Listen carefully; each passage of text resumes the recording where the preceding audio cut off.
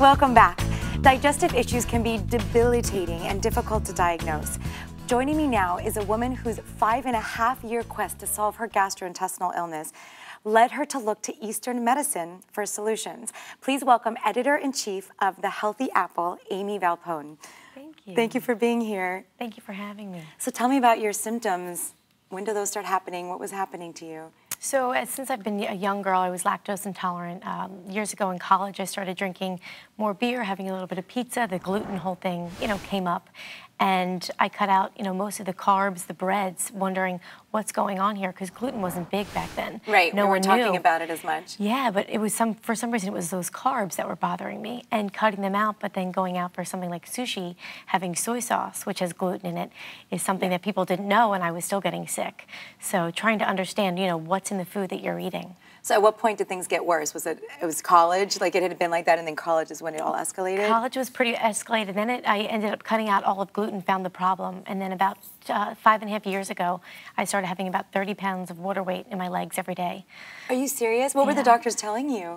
They told me I had leukemia. They told me I was dying. Oh, you're kidding. Yeah, I was they sent me out to Mayo Clinic in Minnesota for a whole week. They did bone marrow biopsies on me. Told me to start making appointments at Sloan Kettering and that I had leukemia.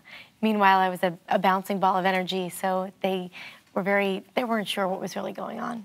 So then how did it progress? They dismissed me after a week at Mayo Clinic, and I exhausted all the hospitals in the whole Eastern Coast, and they said, "We're sorry, Ms. Valpone, we can't help you." And I ended up getting very, very sick 1.5 years ago and going on disability. And the doctors had me on morphine, steroids, painkillers, and water pills. And they said, "You need to be on this for the rest of your life." And I said, I have way too much, passion for what I do and for helping people, and I'm going to figure this out. And then what was the next step? I went back to school, got my degree in integrative medicine. So learning, how to heal the body through food and not drugs, and figure out what the problem is instead of just healing it through putting a Band-Aid on it, really, with a drug. And I started working with a medical doctor here in Manhattan who specializes in integrative medicine, which is understanding the body.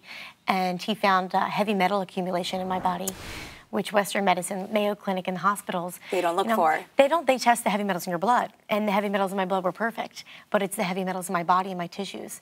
And it's a urine test, takes 3 weeks to come back, and I was off the charts for mercury, lead, arsenic, you name it. And that's really what happens with your stomach. They call it your gut. And it looked like I was about 9 months pregnant for about 2 years.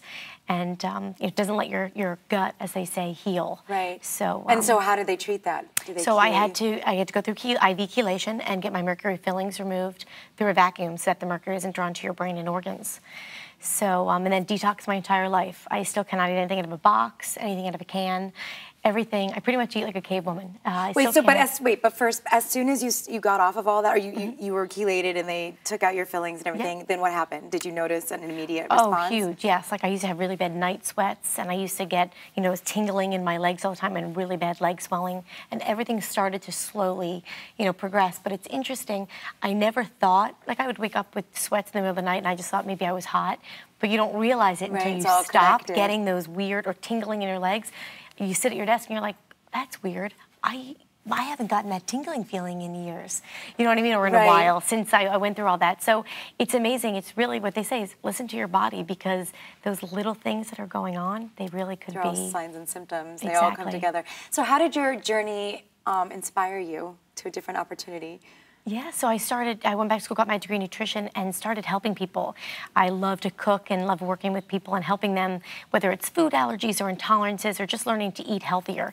So I started a food blog about 4 years ago, and I updated twice a week with all gluten-free recipes, all clean food, nothing out of a box, nothing processed. Wait, so tell me about your diet. So you said you eat like a cave woman. Yeah, I do too, actually. So explain, so nothing out of a box, no gluten, what else? It's lean proteins, healthy fats, so a lot of avocados, nuts, and seeds.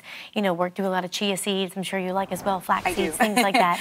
So a lot of chia seed puddings, have you gotten into those? They're amazing. Yeah, they're really good. I just put a recipe up today with new chia seeds, but they're great. Even in baked goods, they're wonderful. Yes.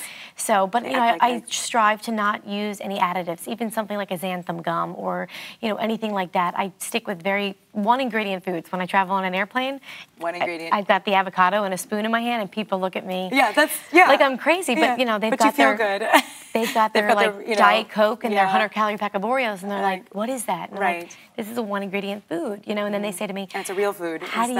Frankenfood, yeah. Exactly. They said, how do you stay so thin and fit and eat fat? And it's like, because fat doesn't make you fat. It's just so wrong. Your Diet Coke or your 100-calorie pack with all those ingredients. I know, people are so confused. So thank you so much for sharing your story, Amie, and I'm so happy for your success.